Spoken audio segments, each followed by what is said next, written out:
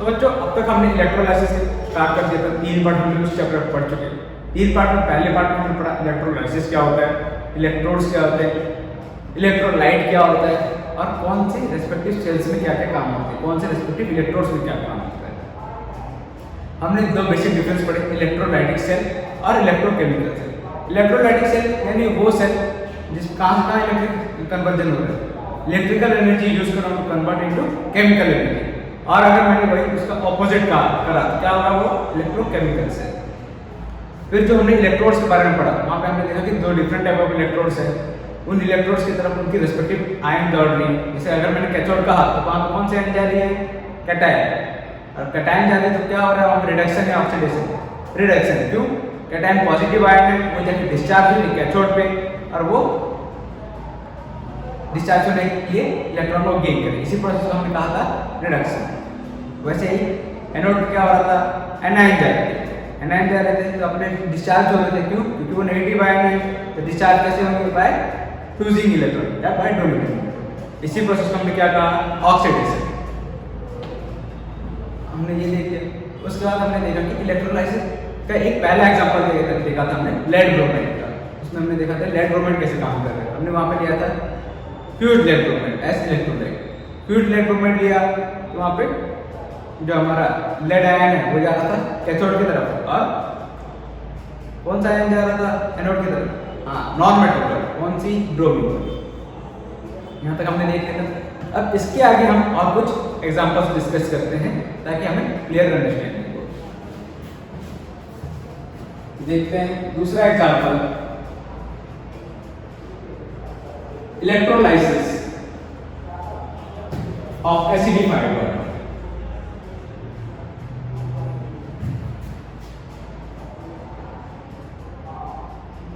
Acidified water का electrolysis तो करना ही है, लेकिन हमने वाटर में एसिड डाला। एसिड क्यों डाला, अगर मैं प्योर वाटर लूँ या डिस्टिल वाटर तो कैसे काम करेगा, इलेक्ट्रोलाइट या non electrolyte. Pure water is an example of non electrolyte. अगर डिस्टिल वाटर है, ये आयन से जनरेट नहीं कर पाएगा, जनरेट नहीं कर पाएगा तो इलेक्ट्रोलाइसिस हो पाएगा क्या, नहीं हो पाएगा। इसीलिए हम लेते हैं एसिडिफाइड वाटर, यानी वो वाटर जिसमें हमने कुछ मात्रा में एसिड डाला। एसिड डालने से क्या होगा, हमने एसिड बेस में भी पढ़ा है कि एसिड अगर वाटर में गया तो क्या रिलीज करता है, H+ आयन। वो H+ आयन बहुत ही अनस्टेबल होता है, इसीलिए वो वापस से वाटर के साथ कंबाइन करके हाइड्रोनियम आयन बनाता है। तो यहाँ पे देखिए 2 आयन जनरेट हो रहे हैं, H+ और OH- या H3O+ या OH-। इसी के कारण जब आयन जनरेट हो जाएंगे इलेक्ट्रोलाइट में, आयन से इलेक्ट्रिसिटी को एक जगह से दूसरी जगह पे कन्वर्ट करेंगे। अब देखते हैं ये होगा कैसे। हमने ऐसा कुछ कंटेनर लिया है जहाँ पे हमने वाटर रखा था। इलेक्ट्रोड्स के लिए हमने 2 अलग कंटेनर लिया है। यह रहा हमारा इलेक्ट्रोड और ऊपर से हमने इसको सील कर दिया। सील करके देखते हैं आगे।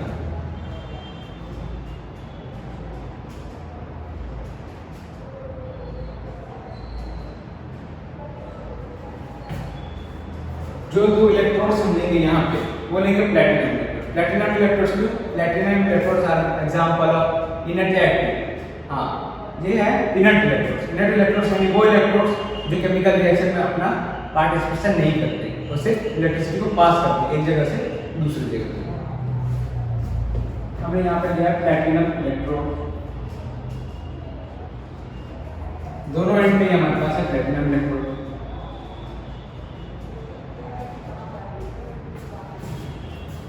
पूरी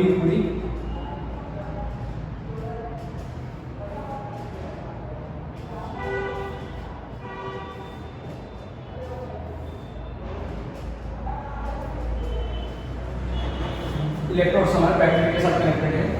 पूरी के जगह में हमने वाटर फिल किया है। ये एंड ओपन है क्योंकि यहाँ से हम एसिडिफाइड वाटर को पोर करते हैं।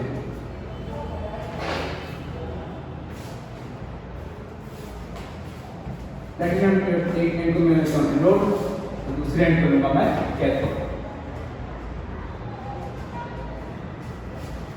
अब जैसे एसिडिफाइड वाटर लिया तो एसिडिफाइड वाटर में कौन सा एसिड यूज करेंगे हम, सल्फ्यूरिक एसिड H2SO।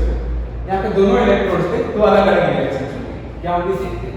पहले हमने लिया वाटर और इसका डिसोसिएशन होगा। तो कौन सा आयन जनरेट होकर देखते हैं।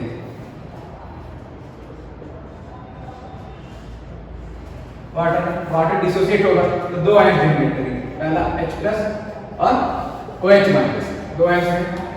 वैसे हमने इसको एसिडिफाइड किया है, यानी सल्फ्यूरिक एसिड भी ऐड किया है, ये भी दो आयन जनरेट करेंगे, H+ एंड SO4 2-, दो आयन जनरेट करेंगे। अब देखते हैं होगा क्या। कैथोड की क्या रिएक्शन होगी और एनोड पे एट कैथोड की कैथोड की तरफ कौन से आयन जाएंगे उसके रिस्पेक्टिव है, कौन से कैटायन, तो कैटायन या कौन से H+। कैथोड की क्या कौन सी प्रोसेस होती है, ऑक्सीडेशन या रिडक्शन। रिडक्शन को हम क्या कहते हैं, गेन या loss of electron. Gain of electron क्या होगा, H+ आयन जाएगा, एक इलेक्ट्रॉन एक्सेप्ट करेगा और बनेगा हाइड्रोजन एटम। हाइड्रोजन एटम बहुत ही अनस्टेबल होती है, जितनी भी non metallic mono atomic species है वो बहुत ही अनस्टेबल होती है। तो क्या करेगा, ये दूसरे हाइड्रोजन एटम के साथ कंबाइन करके H2 मॉलिक्यूल फॉर्म करेगा। तो कैथोड का हमारा इवोल्यूशन होगा हाइड्रोजन का,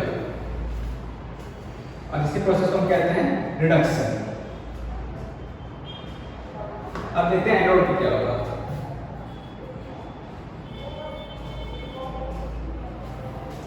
एनोड के रिस्पेक्टिव आयंस दौड़ेंगे उसकी तरफ, कौन से आयंस, एनायंस कौन से हैं यहाँ पे, OH- और SO4 2- दोनों है। अब इन दोनों में से पहले कौन से पहुंच पाएंगे, इसी को हमने पढ़ा है प्रेफरेंशियल डिस्चार्ज, यानी अगर बहुत सारे सेम टाइप ऑफ आयंस रहेंगे उनमें से पहले कौन डिस्चार्ज होगी, इसी को हमने पढ़ा था लास्ट क्लास में, प्रेफरेंशियल डिस्चार्ज। प्रेफरेंशियल डिस्चार्ज के लिए हमने एक कैरेक्टरिस्टिक पढ़ा था कि कौन सी तरीके से कौन पहले डिस्चार्ज होगा। उसके लिए हमने इलेक्ट्रोकेमिकल सीरीज पढ़ा था एनायंस के लिए। इलेक्ट्रोकेमिकल सीरीज में सबसे ऊपर कौन है, सल्फेट, सबसे नीचे हाइड्रोक्साइड। तो पहले कौन डिस्चार्ज होगा, हाँ जो नीचे प्रेजेंट है, नीचे कौन प्रेजेंट है, OH-। OH- डिस्चार्ज में क्या करेगा, जाके एनोड को एक इलेक्ट्रॉन देगा और OH बनेगा। वैसे ही दो OH मॉलिक्यूल कंबाइन होकर वाटर बनेंगे और उसके साथ ऑक्सीजन भी बॉन्ड होगा।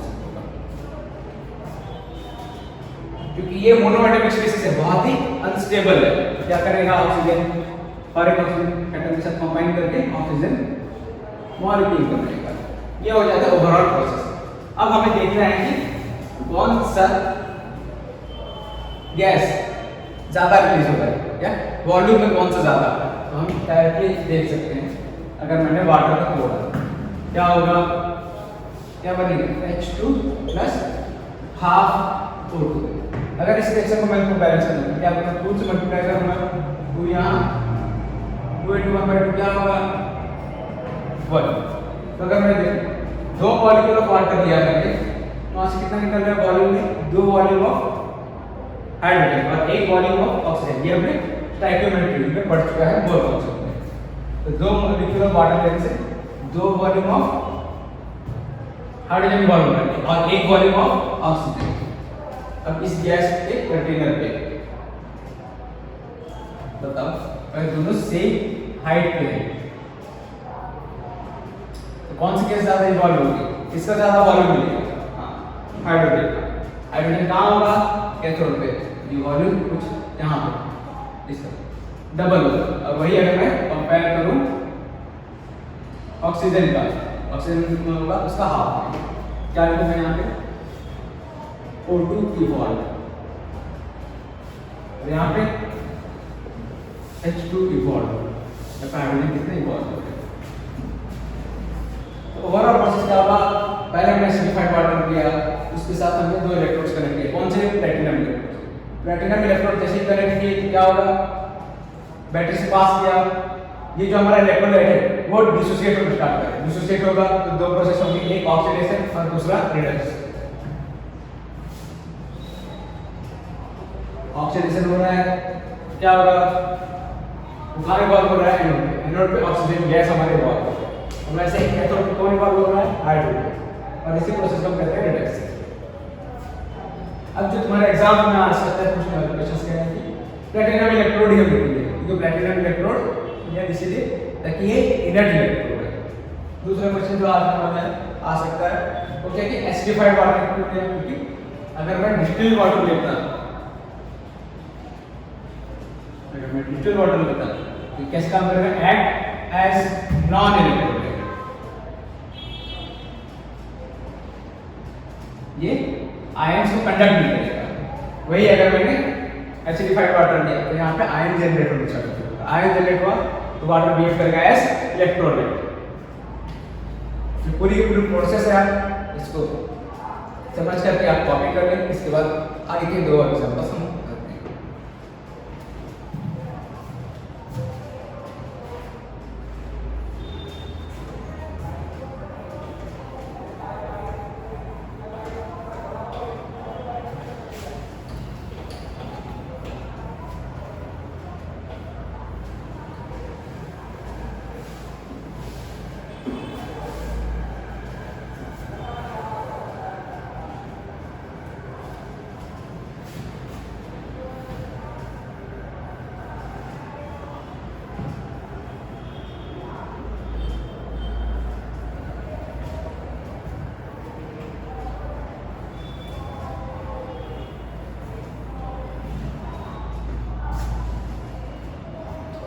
तो वाटर का हमने इलेक्ट्रोलाइसिस करवा लिया।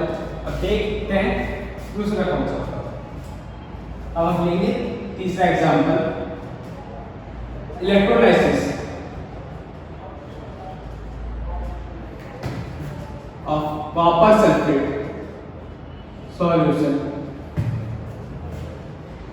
Using copper electrodes. तो पहले लेते हैं using platinum electrodes. Platinum electrodes लेने से क्या होगा, और दूसरा केस में हम पढ़ेंगे कि अगर कॉपर इलेक्ट्रोड्स लेने से क्या होगा।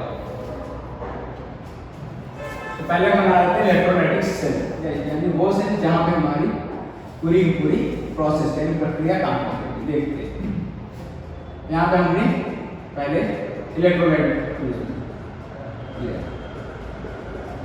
इलेक्ट्रोलाइट कैसा लेंगे, इलेक्ट्रोलाइट कैसा लेंगे जो कॉमन आयन है, यहाँ पर कॉपर सल्फेट।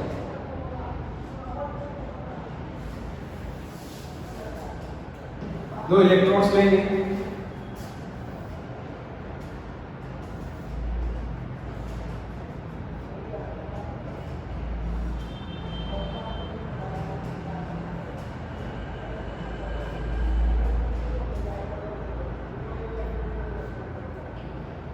इसको हम लेते हैं एनोड और इस वाले को लेते हैं कैथोड।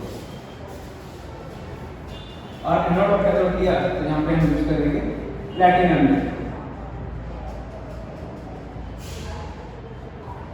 और यहाँ पे होगा एक प्लैटिनम। अब देखते हैं पूरी पूरी कंटेनर में ये काम कैसे करेंगे। ऐसा कुछ होगा हमारा प्रोसेस। बैटरी से हमने इसको कनेक्ट कर दिया, जैसे हमने बैटरी से कनेक्ट किया करंट फ्लो करना स्टार्ट कर रहा है इलेक्ट्रोड से।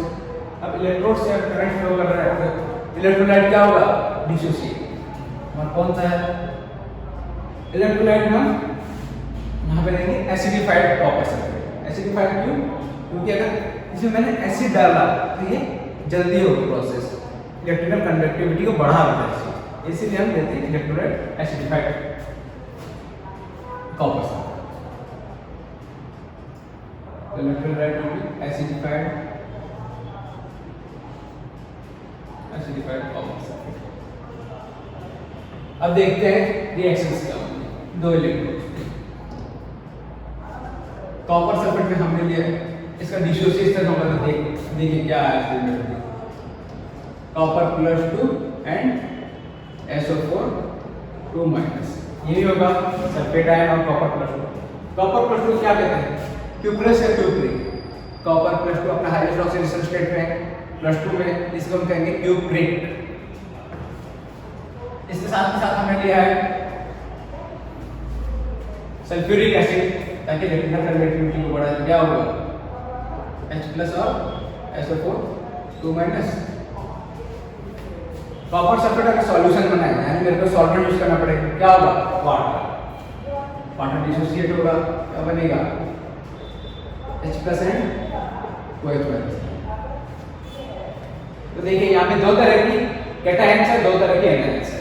कैटायन कौन से? कॉपर प्लस 2 और H प्लस, और एनायंस में सल्फेट और हाइड्रोक्साइड। देखते हैं आगे प्रोसेस क्या होता है। At cathode at anode process क्या होगा। तो कैथोड की तरफ कौन से आयन जाएंगे? कैटायन। कैटायन कौन से हैं? Copper plus 2 and H plus. अब इन दोनों में से पहले कौन कैथोड के पास पहुंची? Copper plus 2। क्यों? क्योंकि इलेक्ट्रोकेमिकल के सीरीज में हमने ये देखा है कि कॉपर प्लस 2 कहां प्रेजेंट है?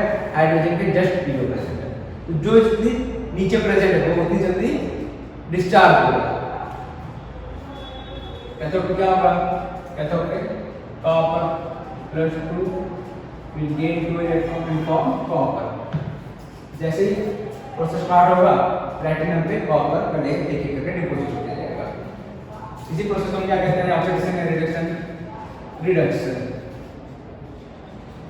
अब देखिए एनोड पे क्या होगा।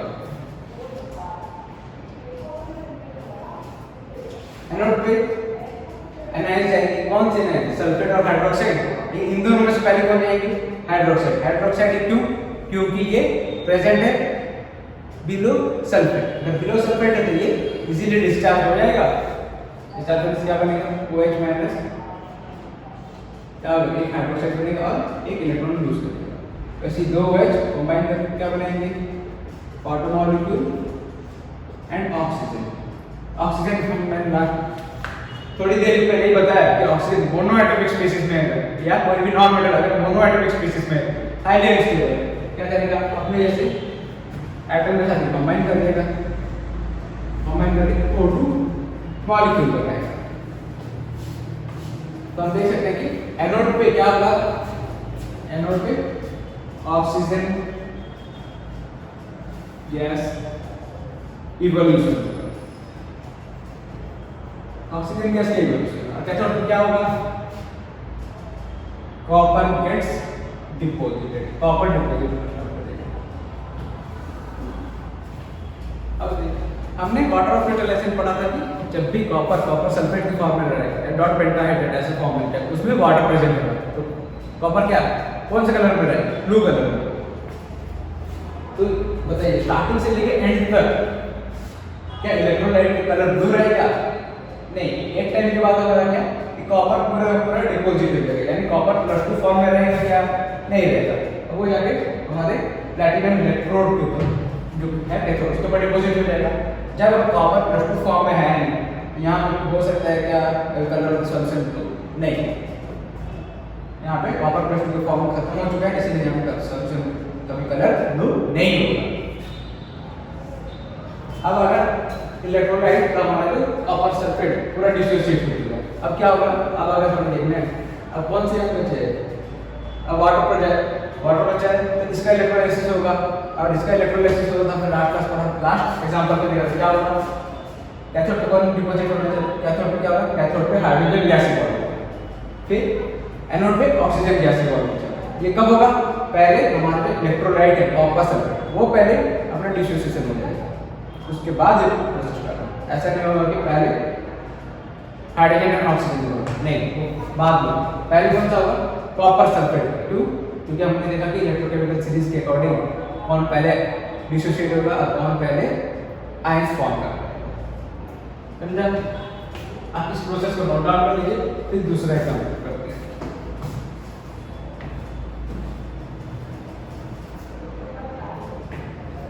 इस एग्जांपल पे प्लैटिनम कैसे इलेक्ट्रोड्स एक्टिव एलिमेंट, ये इनर्ट इलेक्ट्रोड्स, ये इसीलिए ये रिएक्शन में कोई पार्टिसिपेट नहीं कर रहे। अब अगर मैंने यहाँ पे एग्जांपल चेंज कर दिया, फॉर एग्जांपल मैंने दिया यहाँ पे कॉपर, रिएक्शन वही होगा या नहीं? आइए उसी चीज को देखते हैं। इन चीजों को आप नोट डाउन कर लीजिए, फिर आगे के एग्जांपल देखते हैं।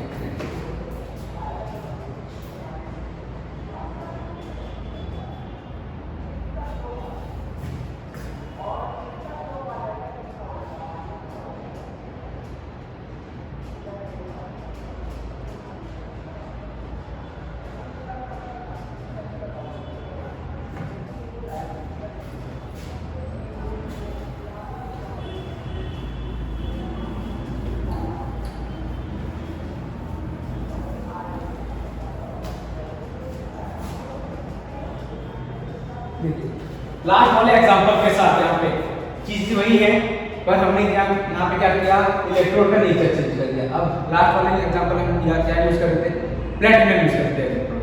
अब हम क्या यूज कर रहे हैं, कॉपर। कॉपर यूज कर रहा हूँ तो कॉपर का नेचर क्या है, एक्टिव है, इनर्ट। हाँ, ये एक एक्टिव इलेक्ट्रोड है।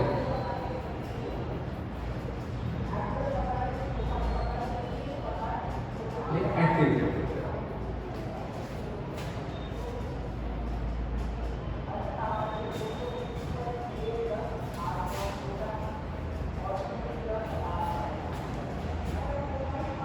एक्टिव, अगर ये एक एक्टिव इलेक्ट्रोड है तो अभी अपना केमिकल रिएक्शन पे यानी इलेक्ट्रोलाइसिस पे कुछ पार्टिसिपेशन करेगा या नहीं करेगा, जरूर करेगा। अब तक जितने भी एग्जांपल्स हमने पढ़े वहां पे क्या हो रहा था, रिडक्शन डिस्चार्ज तो हो ही रहा था, लेकिन हम किसके अकॉर्डिंग दिए थे, according to concentration and place of the anions in electrochemical system. पर हम अब क्या ले रहे हैं, ऐसा एग्जांपल ले रहे हैं जहां पे हमने इलेक्ट्रोड का नेचर को चेंज किया, तो देखते हैं क्या होगा।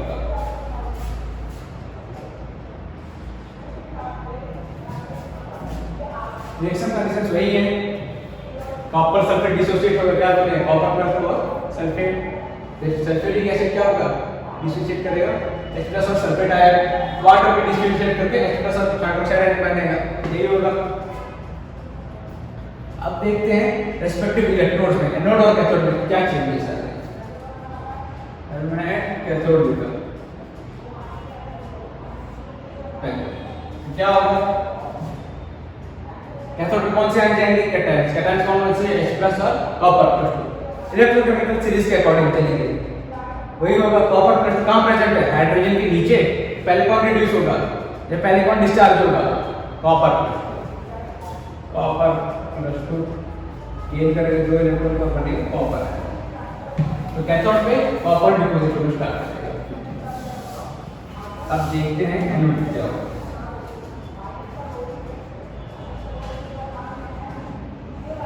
एनोड पे क्या होगा, एनोड पे दो आयंस हैं यहाँ पे, कौन कौन सी, सल्फेट एंड हाइड्रोक्साइड। तो लिखूंगा both sulphate and OH- migrates, they move towards anode. दोनों एनोड की तरफ दौड़ेंगे, लेकिन हमने क्या किया, यहाँ पे इलेक्ट्रोड कैसे दिया है, एक्टिव इलेक्ट्रोड दिया है।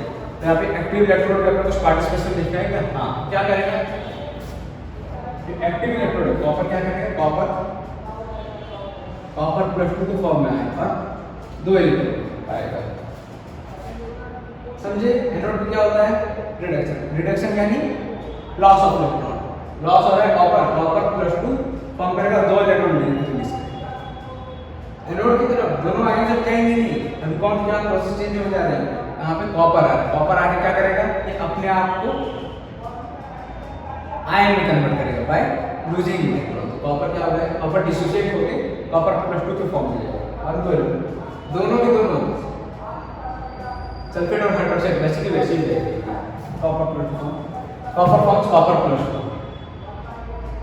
ऐसा क्यों, due to nature of electrode, due to nature. और इलेक्ट्रोड का नेचर कैसा है, it is an active electrode. Active electrode है तो ये अपने कुछ न कुछ पार्टिसिपेशन करेंगे, और पार्टिसिपेशन करने के कारण क्या क्या ऐसे सल्फर और हाइड्रोक्साइड को आने नहीं दिया, डिस्चार्ज होने दिया, इसलिए क्या क्या खुद ही को तोड़ दिया और कॉपर+2 बनाया। अब बताइए, यहाँ पहले वाले जो रिएक्शन देखा था हमने इलेक्ट्रोलाइसिस वाला, वहाँ पे हमने देखा कि colour of the solution blue नहीं रहेगा, एक टाइम के बाद वो फेडेबल हो जाएगा। यहाँ पे क्या होगा, यहाँ पे ऐसा होगा क्या, नहीं, यहाँ पे ऐसा क्यों, क्योंकि इलेक्ट्रोलाइट डिसोसिएट होकर क्या हो रहा है, कॉपर+2 फॉर्म में जाके कहाँ डिपॉजिट हो जा रहा है, हमारे कैथोड के ऊपर, कैथोड के ऊपर अगर डिपॉजिट हो रहा है, तो यहाँ से इक्वल अमाउंट ऑफ कॉपर+2 जनरेट हो पा रहा है, कॉपर आयन यहाँ से एनोड से, एनोड में क्यों हो रहा है ना, due to nature of electrode. तो कलर ऑफ द सॉल्यूशन पूरे इलेक्ट्रोलाइसिस में कांस्टेंट ब्लू रहेगा, यहाँ पे चेंज नहीं होगा।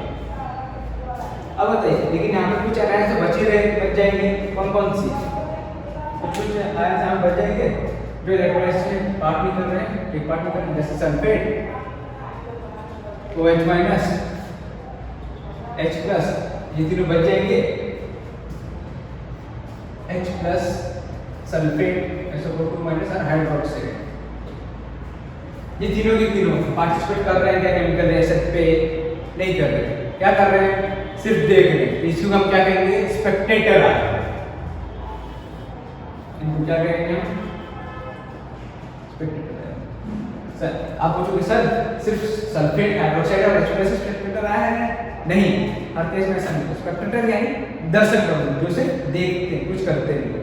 वैसे अगर मैंने एग्जांपल बदला तो वहां पे जो आयंस काम नहीं कर रही, बस जस्ट बैठी है, देख लिए केमिकल रिएक्शन क्या है, उसी को हम स्पेक्टेटर आयन कहेंगे।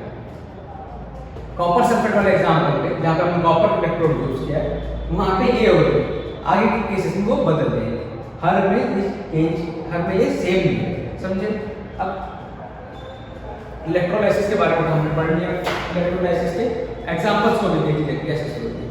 पर अब तक हमने मेन पार्ट जो इलेक्ट्रोलाइसिस का एग्जांपल लिया, हम पढ़ते क्यों? हर एक चैप्टर किसी न किसी कारण के लिए पढ़ते हैं, जिसे डिवीजन क्यों पढ़ते हैं? ताकि हर चीज़ को डिवाइड कर सके, जान सके कि इक्वल प्रोपोर्शन में किसको कितना बांटना है। वैसे ही इलेक्ट्रोलाइसिस ये हो कैसे रहा हमें पता है। गाड़ी को असेंबल तो हमने कर लिया, लेकिन गाड़ी का एप्लीकेशन पार्ट क्या है, गाड़ी कहाँ कहाँ ले जाए। वैसे अब एप्लीकेशंस ऑफ इलेक्ट्रोलाइसिस पढ़ेंगे। अब इन चीज़ों को नोट डाउन कर लीजिए, उसके बाद पढ़ते हैं application.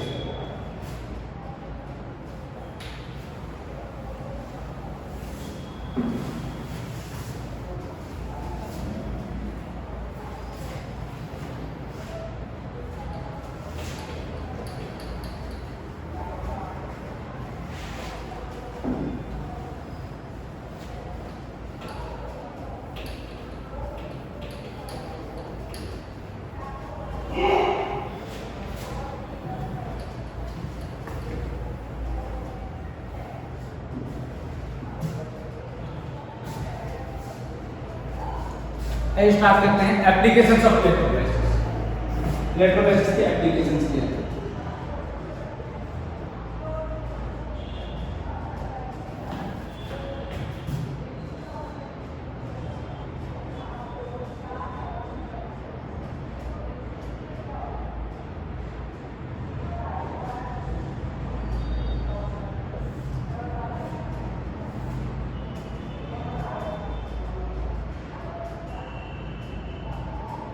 Applications of electrolysis. Electrolysis का एप्लीकेशन क्या है? मेनली हम इलेक्ट्रोलाइसिस दो काम के लिए पढ़ते हैं। पहला है इलेक्ट्रोप्लेटिंग। हम कहते हैं कि बहुत सारी चीज़ों पे या ऑर्नामेंट्स पर क्या करते हैं, कहते हैं कि इसके ऊपर सोने का पानी चढ़ाया हुआ है। सोने का पानी का मतलब क्या होता है? यानी उसके अंदर जो है मेटल जो है उसके ऊपर हमने एक थिन मेटल सरफेस, अब गोल्ड को प्लेट किया।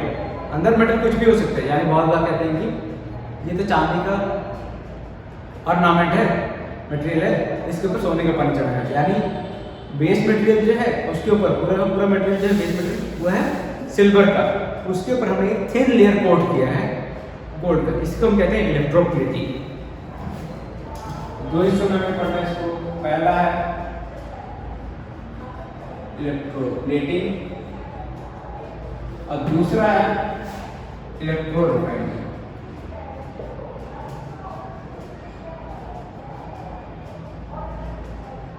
इलेक्ट्रोप्लेटिंग और इलेक्ट्रो रिफाइनिंग।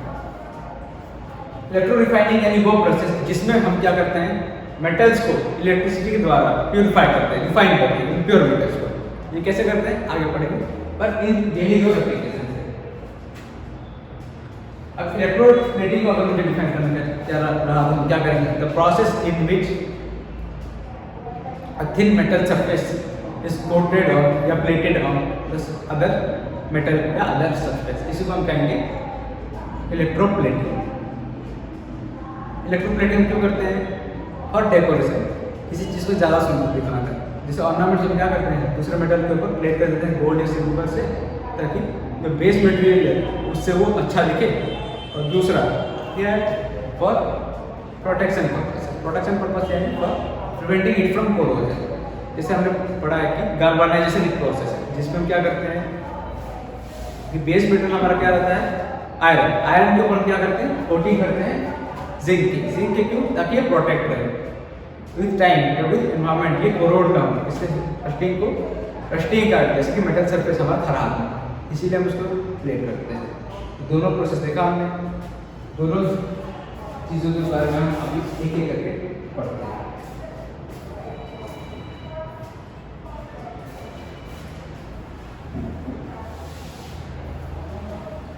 अगर मुझे इलेक्ट्रोप्लेटिंग करनी है किसी भी सब्सटेंस के ऊपर, तो यहाँ पे कुछ ना कुछ कंडीशंस होती है। क्या कंडीशंस होती है और क्या रीजंस होती है?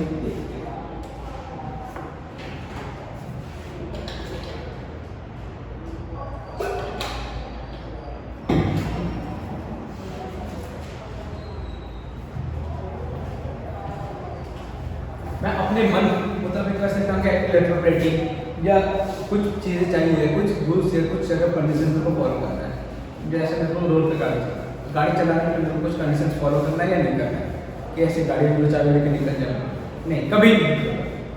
जब तक मेरी उम्र 18 प्लस नहीं होगी, 18 साल का नहीं होगा, तब तक मैं नहीं चलाऊंगा। वैसे क्या और क्या, जैसे मेरे पास ड्राइविंग लाइसेंस है, जब तक ड्राइविंग लाइसेंस होगा क्या तब तक चला सकता हूँ? नहीं, चलाता तो है पर ये लीगल नहीं है, ऐसे नहीं करना है। वैसे और क्या, वैसे मेरे को जब भी गाड़ी चलाना है तो बहुत सारे रूल्स को फॉलो करना पड़ेगा। एक एंड से दूसरे एंड तक जाऊँगा तो उसका मेरे को प्रॉपर डिस्टेंस पता चलना चाहिए।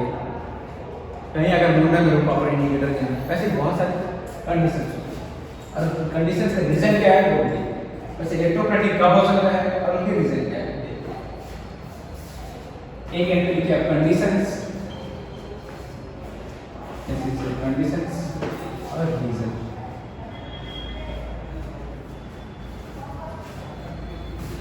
पहला कंडीशन है मेटल जिस मेटल को मेरे को इलेक्ट्रोप्लेट करना है, जिसके ऊपर प्लेटिंग होगी, वो हर बार कहाँ प्रेजेंट होगी? कैथोड के ऊपर। क्यों? क्योंकि एनोड डिसोसिएट होता है। एनोड क्या फॉर्म करता है? आयंस फॉर्म करता है। वो जहाँ जाता है कैथोड के ऊपर। अभी हमने कॉपर सल्फेट वाला एग्जांपल देखा, वहाँ पे क्या हो रहा था? कैथोड के ऊपर मेटल डिपॉजिट हो रहा था, इसलिए मेटल हर बार कहाँ प्लेट होना चाहिए? The metal in which plating is done is placed at cathode के ऊपर। क्यों? इसका रिजल्ट क्या होगा? Metal gets deposited at cathode। Metal हर बार कहाँ पहुँचता है? इलेक्ट्रोलाइसिस वो पहुँचता है कैथोड के पास। हर बार कैथोड पे ही मेटल डिपॉजिट होता है। और इसी प्रोसेस को क्या कहते हैं? ऑक्सीडेशन या रिडक्शन। दूसरा पॉइंट देखिए,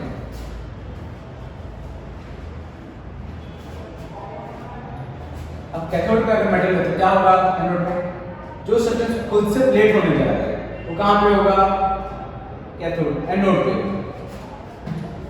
the metal to be plated on, जो प्लेट होने जा रहा है gets जो plated on is at anode पे रहेगा। क्यों? कि एनोड गेट्स डिसोसिएट होगा और आयन फॉर्म होगा। यही आयन कहाँ जाएंगे? इसके ऊपर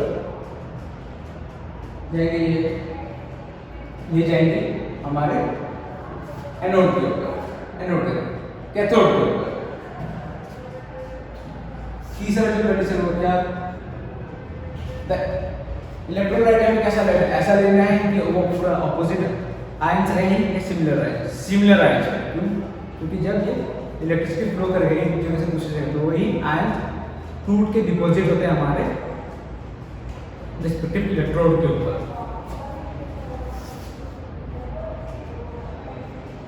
electrolyte must contain same ions as that of electrode के जैसे ही आयंस है। क्यों? क्योंकि इलेक्ट्रोलाइट ही डिसोसिएट होकर कहाँ जाता है? डिपॉजिट होता है हमारे इलेक्ट्रोड के ऊपर। उसी इलेक्ट्रोड के ऊपर अभी क्या इलेक्ट्रोलाइट में क्या हो रहा है? आयन की कमी हो उसे डेफिशिएंसी कौन पूरा करना है anode. Fifth reason electrolyte gets dissociated and it gets deposited in electrode पे डिपॉजिट होना स्टार्ट होता है। कैसे होता है? कॉपर सल्फेट वाला एग्जांपल लिया था हमने, यहाँ पे कॉपर इलेक्ट्रोड्स थे और इसमें इलेक्ट्रोलाइट लिया था कॉपर सल्फेट। क्या होता है जैसे ही हम स्टार्ट कर रहे हैं कॉपर सल्फेट क्या होता है डिसोसिएट होने के बाद ये टूटना स्टार्ट कर जाता है। टूट क्या बनता था कॉपर प्लस। यही कॉपर प्लस कहां पे जाता था कैथोड के ऊपर। कैथोड की स्ट्रिप कैसे हो रही थी धीरे धीरे ठीक हो रही थी इसके ऊपर ज्यादा कॉपर आयन हो गए। अब यहाँ क्या हो रहा था कॉपर का डेफिशिएंसी हो रहा था। यहाँ पे करंट क्या कर रहा था एनोड अपनी तरफ से कॉपर प्लस टू आयन दे रहा था। इसी कारण हमारा हमने पढ़ा कि जो हमारा सॉल्यूशन है कलर रहेगा मेंटेन। समझे ऐसे होता है।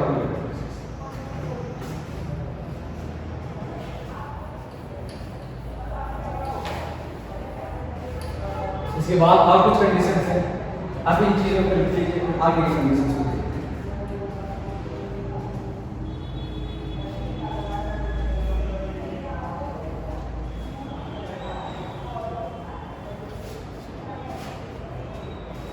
कंडीशन हमें देखना है कि हर बार हमें जो यहाँ पे आयन में जो करंट पास करना है वो यहाँ पे होगा स्लो करंट। स्लो करंट इसलिए लेना है ताकि जो मेटल प्लेटिंग होती है वो बहुत ही स्मूथ हो अनइवन ना हो। क्या होता है condition slow current for longer duration is needed. क्यों चाहिए? For even plating. ऐसा नहीं होना चाहिए कि मैं प्लेटिंग कर रहा हूँ एक जगह पे ज्यादा कॉपर आयन है एक जगह पे कोई ज्यादा मेटल है एक जगह पे एकदम है। इसलिए इवन प्लेटिंग में हमें स्लो करना चाहिए। हम क्या हमने इलेक्ट्रोलाइसिस में डेफिनेशन पढ़ा था कि हमें एक करंट का सोर्स चाहिए। कैसा करंट? एसी या डीसी। हमें चाहिए यहाँ पे डीसी डायरेक्ट। क्यों? अगर मैंने एसी सोर्स यूज किया क्या होगा यहाँ पे जो पोल्स है इलेक्ट्रॉन्स है वो फ्लक्चुएट होते रहेंगे तो यहाँ पे इलेक्ट्रोलाइसिस प्रोसेस अच्छे से हो नहीं पाएगा या नहीं। क्या लिखेंगे? AC current